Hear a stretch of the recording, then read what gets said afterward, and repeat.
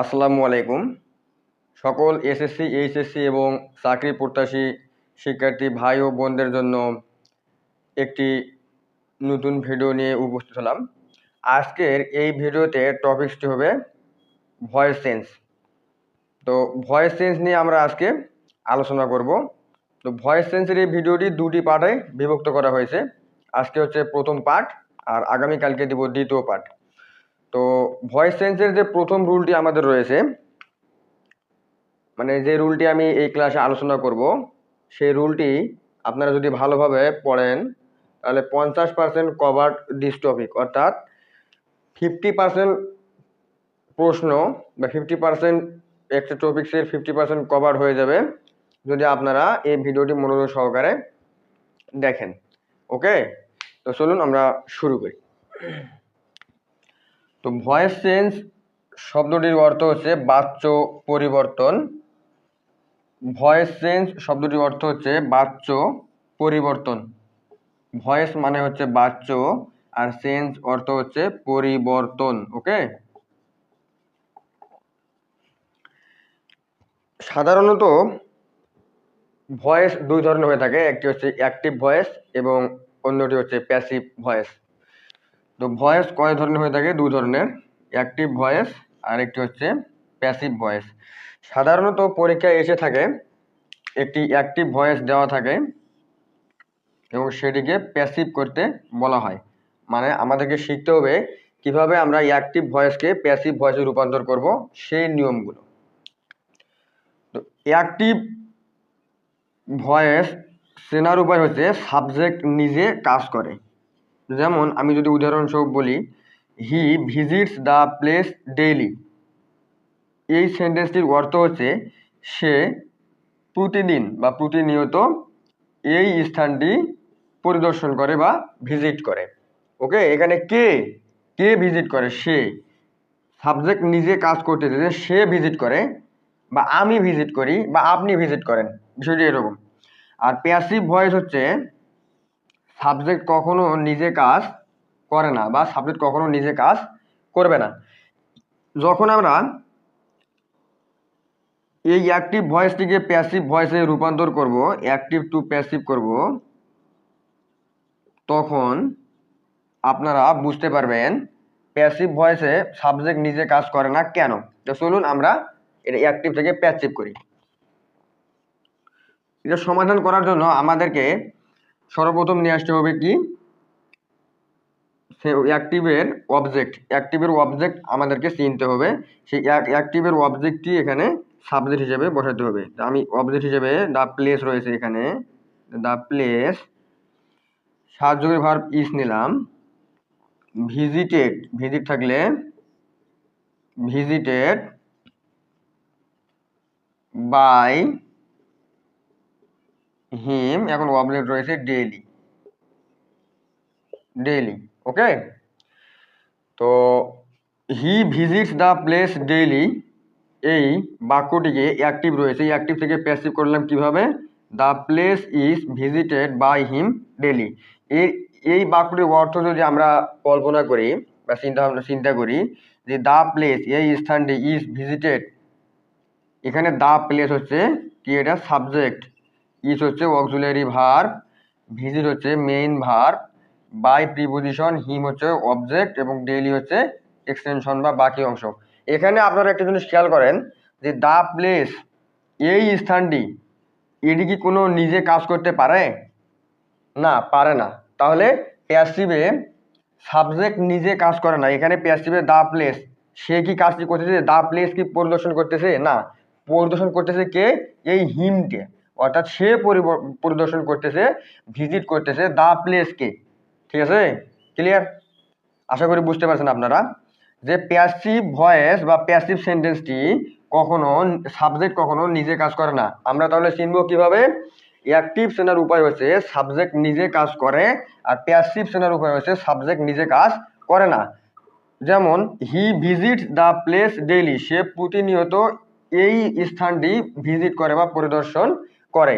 R the place is visited by him daily, এই স্থানটি সে প্রতিনিয়ত পরিদর্শন করে, কে করে? সে, মানে অবজেক্ট কি করতেছে, কিন্তু দা প্লেস কি করতেছে না, দা প্লেস কেই পরিদর্শন করতেছে। আমার কথাটা মনে হয় আপনারা ক্লিয়ার বুঝতে পারছেন যে দা প্লেস কেই পরিদর্শন করতেছে। যাকে পরিদর্শন করতেছে সে এখানে কি সাবজেক্ট, সে কি নিজে কাজ করতেছে?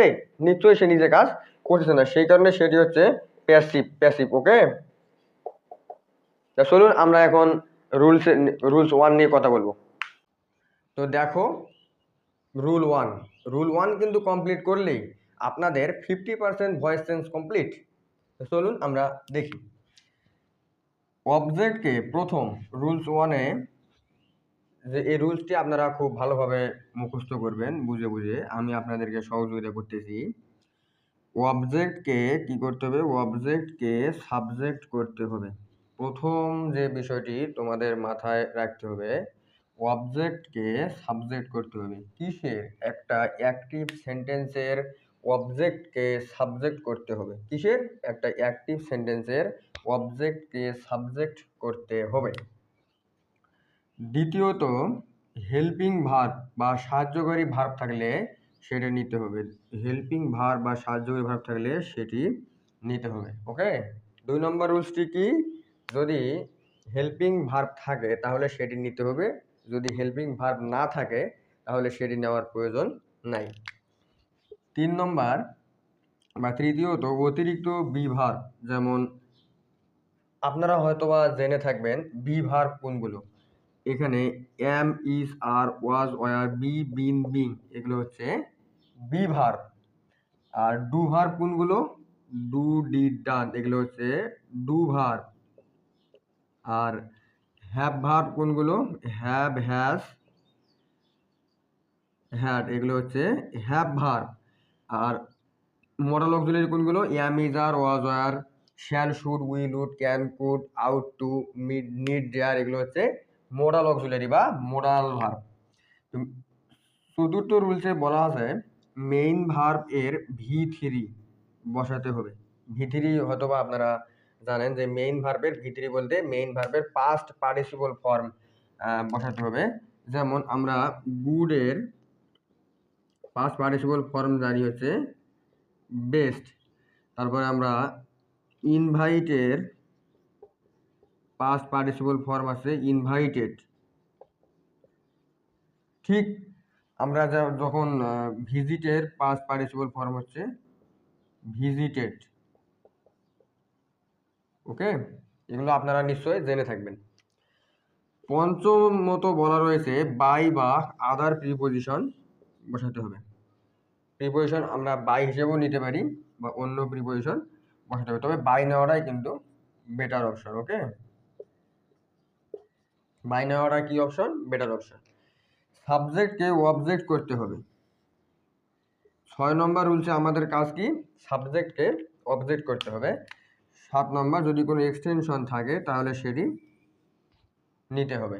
তো এখন আমরা উদাহরণে চলে যাই। এখানে আমি একটা উদাহরণ নিয়েছি, দেখতে পাচ্ছেন শি ইনভাইটস আস কর্ডিয়ালি। ওকে, তো এখানে এই শিটা হচ্ছে আমাদের কি? সাবজেক্ট, ইনভাইট হচ্ছে ভার্ব, আস হচ্ছে অবজেক্ট এবং কোয়ার্ডিয়ালি এটা হচ্ছে এক্সটেনশন। আপনারা নিশ্চয়ই বুঝতে পারছেন এক্সটেনশন। এখন আপনাদের কাছে প্রশ্ন হচ্ছে, বা আপনারা আমাকে প্রশ্ন করতে পারেন যে আমরা ভাইয়া যে আমরা অবজেক্ট কিভাবে চিনব? তো ক্রিয়াকে মানে ভার্বকে কি দ্বারা প্রশ্ন করলে যে উত্তর পাওয়া যায় সেটা হচ্ছে object. She invites us cordially, মানে ভার্বকে কি বা কাকে দ্বারা প্রশ্ন করলে যে উত্তর পাওয়া যায়, যে সে ইনভাইট মানে আমন্ত্রণ জানানো, আর আস হচ্ছে কাদেরকে, মানে কাকে আমন্ত্রণ জানিয়ে, কাকে আমন্ত্রণ জানানো হয়েছে, আস মানে আমাদেরকে। ওকে, আমাদেরকে আমন্ত্রণ জানানো হয়েছে। কাকে আমন্ত্রণ জানানো হয়েছে? আমাদেরকে। এই মানে ক্রিয়াকে কি বা কাকে দ্বারা প্রশ্ন করলে যে উত্তর পাওয়া যায় সেটি মূলত হচ্ছে অবজেক্ট।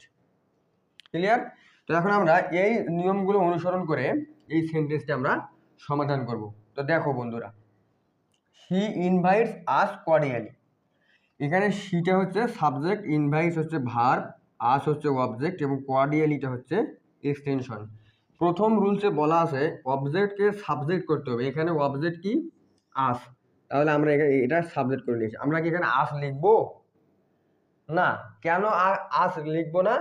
কারণ আস হচ্ছে অবজেক্টিভ ফর্ম, আর আমাদের এখানে যেহেতু সাবজেক্ট করতে হবে সেহেতু আসের সাবজেক্টিভ ফর্ম কি জানা থাকলে কমেন্ট করো।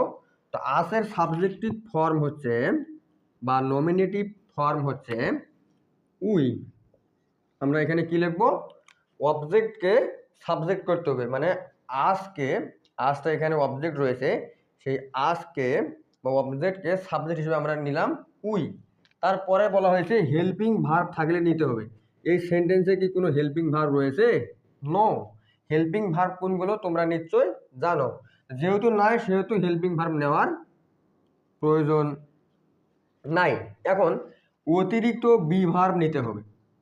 তৃতীয় রুলে বলা আছে অতিরিক্ত বি ভার্ব নিতে হবে। Am, is, are, was, were, be, been, being, এগুলো হচ্ছে অতিরিক্ত বি ভার্ব।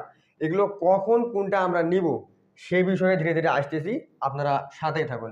তাহলে উইয়ের সাথে আমরা এখানে আর নিতে পারি। কেন আর নিব, কেন ওয়াশ নিলাম না, কেন ওয়ার নিলাম না, কেন বি নিলাম না, এই বিষয়ে আমরা আসতেছি, সাথেই থাকো। তো উই আর, তারপরে কাজ কি? মেইন ভার্বের ভি3 করতে হবে। এখানে মেইন ভার্ব কোনটা? ইনভাইট। তাহলে ইনভাইটসের ভি3 হচ্ছে ইনভাইট, ইনভাইটেড। ইনভাইটসের ভি3 কি? ইনভাইটেড। ঠিক যেমন আমরা আগের সেন্টেন্সটা পরিবর্তন করেছিলাম যে ভিজিটের পাস্ট পার্টিসিপল হচ্ছে ভিজিটেড। তো উই আর ইনভাইটেড। আমরা 4 নম্বর রুল পর্যন্ত আশা করি আপনাদের ক্লিয়ার। তারপর একটা কি নিতে হবে? বাই নিতে হবে। তাহলে আমরা বাই নিলাম। তারপর সাবজেক্টকে অবজেক্ট করতে হবে। এখানে সাবজেক্ট রয়েছে সি, তাহলে সিকে আমরা অবজেক্ট করব। সি এর অবজেক্টিভ ফর্ম হচ্ছে হার। আমরা এখানে সি লিখতে পারবো না, আমরা এখানে হার লিখবো। হার অবজেক্টিভ ফর্ম হচ্ছে হার। তারপরে কি করতে হবে? এক্সটেনশন বা বাকি অংশ থাকলে সেটি লিখতে হবে, কোয়ার্ডিয়ালি।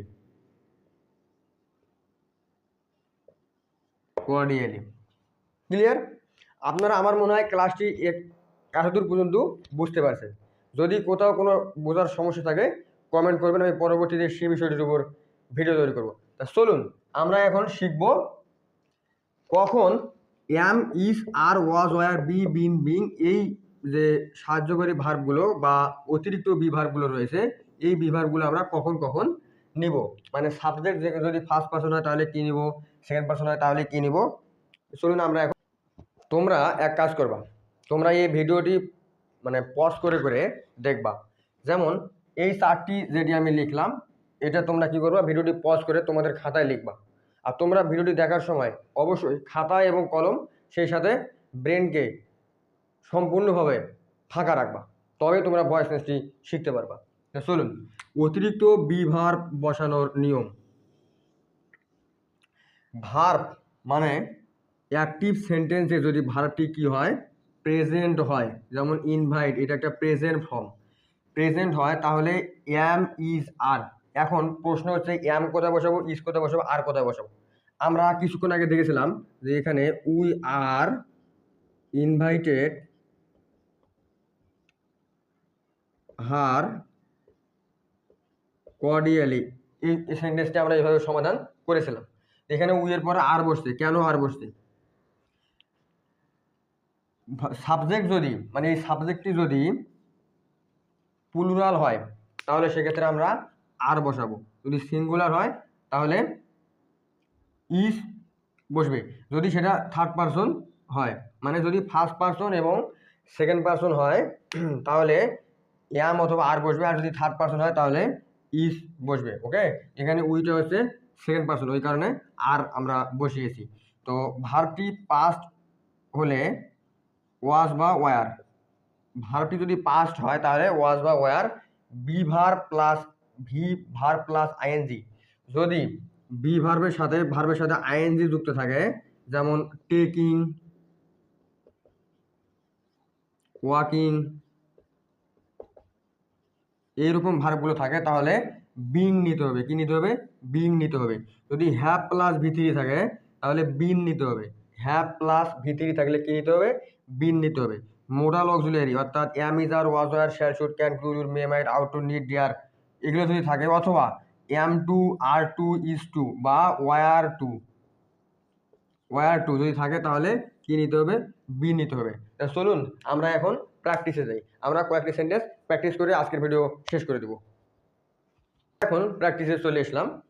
তো প্র্যাকটিসে আমি 3টি সেন্টেন্স নেওয়া হয়েছে। সেন্টেন্স 3টি হচ্ছে শি উড ডু ইট, আর they have control the situation technically, he made a mistake. আমাদের সর্বপ্রথম এই সেন্টেন্সগুলো কিসে রয়েছে সেটি আমাদের দেখতে হবে। এগুলো সবগুলো 3টি সেন্টেন্স রয়েছে অ্যাক্টিভে, কারণ সাধারণত পরীক্ষার খাতায় বা বোর্ড কোশ্চেনগুলো অ্যানালাইসিস করে দেখা যায় অ্যাক্টিভ থেকে প্যাসিভে করার জন্য বলে থাকে। ওকে, তো শি উড ডু ইট, আমাদের নিয়ম অনুযায়ী আমরা সবগুলো সমাধান করার চেষ্টা করব। তো প্রথমটি দেখুন, ইট হচ্ছে এখানে অবজেক্ট। অবজেক্টটি আমরা কি হিসেবে নিয়েছি? অবজেক্টটি আমরা সাবজেক্ট হিসেবে নিয়েছি। কিসের? প্যাসিভে করার সময় একটি অবজেক্টকে আমরা সাবজেক্ট হিসেবে নিয়েছি। তারপর দ্বিতীয় রুলসে বলা আসলো যে যদি সাহায্যকারী ভার্ব থাকে তাহলে, বা হেল্পিং ভার্ব থাকে, সেটি নিতে হবে। এখানে উড হচ্ছে হেল্পিং ভার্ব, তা আমরা উড নিয়েছি হেল্পিং ভার্ব। তারপরে একটা অতিরিক্ত বি ভার্ব নিতে হবে। ওকে, আমরা অতিরিক্ত বি ভার্ব হিসেবে বিই নিয়েছি। আর তারপরে তৃতীয়ত বলা রয়েছে যে মেইন ভার্বের ভিতরি করতে হবে। এখানে ডু হচ্ছে মেইন ভার্ব, এর ভিতরি ডান আমরা করেছি। তারপর একটা প্রিপোজিশন নিতে হবে, প্রিপোজিশন আমরা বাই নিয়েছি। আর সিটা হচ্ছে সাবজেক্ট, সাবজেক্টের অবজেক্টিভ ফর্ম হচ্ছে হার, যদি কোনো এক্সটেনশন থাকলে হয় তাহলে আমরা এখানে লিখলাম হয়। তো পরবর্তী সেন্টেন্সটা দেখো, খুব মনোযোগ সহকারে দেখবা যে they have control the situation technically. এখানে দে হ্যাভ কি? এটা একটা সাবজেক্ট, কন্ট্রোল হচ্ছে মেইন ভার্ব, আর দ্য সিচুয়েশন এটা হচ্ছে অবজেক্ট, এবং টেকনিক্যালি হচ্ছে এক্সটেনশন। ঠিক যেমন আমাদের আগের সেন্টেন্সে যে কোয়ার্ডিয়ালি রয়েছিল। তাহলে আমরা এখানে প্রথমে আমাদের নিয়ম কি? অবজেক্টকে সাবজেক্ট করতে হবে। তাহলে আমরা এখানে লিখি এখন the situation, TION, the situation. তারপর আমাদের কি? যদি কোনো হেল্পিং ভার্ব থাকে তাহলে সেটি নিতে হবে। এখানে হেল্পিং ভার্ব রয়েছে হ্যাভ, তাহলে আমরা এখানে হ্যাভ নিব। তোমাদেরকে কিছুক্ষণ আগে যে তোমরা ভিডিওটি দেখে আসলে একটু ব্যাগে, সেটা হচ্ছে যদি হ্যাভ প্লাস ভিতরি থাকে, যে হ্যাভ প্লাস ভিতরি থাকে, তাহলে কি করতে হবে? আমাদেরকে বিন নিতে হবে। হ্যাভ প্লাস ভিতরি থাকলে আমাদের কি করতে হবে? বিন নিতে হবে। কিন্তু দা সিচুয়েশন কি? এটা দা সিচুয়েশন, এটা হচ্ছে বর্তমানে এখানে সাবজেক্ট। এটা সিঙ্গুলার না প্লুরাল? সিঙ্গুলার, সেই কারণে এখানে হ্যাভ দেওয়া যাবে না। এই হ্যাভটা পরিবর্তন হয়ে হ্যাজ হবে, এবং হ্যাভ প্লাস ভিতরি থাকার কারণে বিন হবে। ওকে, তাহলে দা সিচুয়েশন হ্যাজ বিন। এবার আমার কাজ কি? এইবার আমাদের কাজ হচ্ছে ভার্ব, মানে ভার্বটির ভিতরি কন্ট্রোলে আমরা রেখে দেব। কন্ট্রোলের ভিতরি হচ্ছে controlled by their objective form হচ্ছে দেম। দের অবজেক্টিভ ফর্ম হচ্ছে them, control by them technically.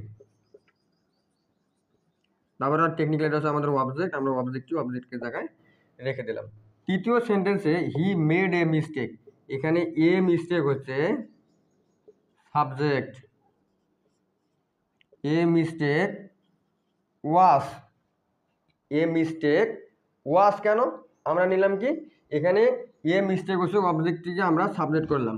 তারপর দ্বিতীয় রুলে বলা হয়েছে যদি এখানে সাহায্যকারী ভার্ব থাকে তাহলে আমরা সাহায্যকারী ভার্ব নিব, যদি সাহায্যকারী ভার্ব না থাকে তাহলে আমরা সাহায্যকারী ভার্ব নিব না। তৃতীয়ত একটা হেল্পিং ভার্ব আমরা একটা বি ভার্ব আমরা নিব। 3 নম্বর রুলে বলা আছে যে একটা বি ভার্ব নিয়ে এখানে আমরা ওয়াস নিলাম।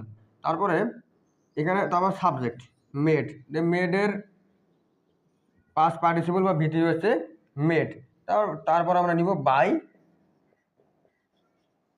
হিম কেন? হির অবজেক্টিভ ফর্ম হচ্ছে হিম। বাই কেন? বাই হচ্ছে প্রিপোজিশন, আর মেড হচ্ছে ভার্বের ভিতরি, ওয়াস হচ্ছে একটা বি ভার্ব, আর মিস্টেক হচ্ছে একটা সাবজেক্ট। ক্লিয়ার? তো এই ছিল পার্ট 1-এর ভিডিও। তো পার্ট 2-তে আরও গুটি কয়েক রুলস নিয়ে আলোচনা করব, সেগুলো ব্যতিক্রম রুলস। সেই ব্যতিক্রম রুলসগুলো জানা থাকলে আর আমাদের এই রুলসটি জানা থাকলে 100% তোমরা ভয়েস চেঞ্জ করতে পারবা, এবং এই রুলসটি তোমরা খুব মনোযোগ দিয়ে করবা, কারণ তোমাদের যদি ভয়েস চেঞ্জে যদি 5টা নিয়মের যদি প্রশ্ন করা হয়, তাহলে 3টি প্রশ্নই এই নিয়মে তোমরা পাবা। তো ধন্যবাদ সকলকে আমার এই ছোট্ট ভিডিওটি দেখার জন্য। আর আমার এই ইউটিউব চ্যানেলটিকে তোমরা সাবস্ক্রাইব করবা, সেই সাথে আমাকে একটু সাপোর্ট করবেন। ধন্যবাদ সকলকে।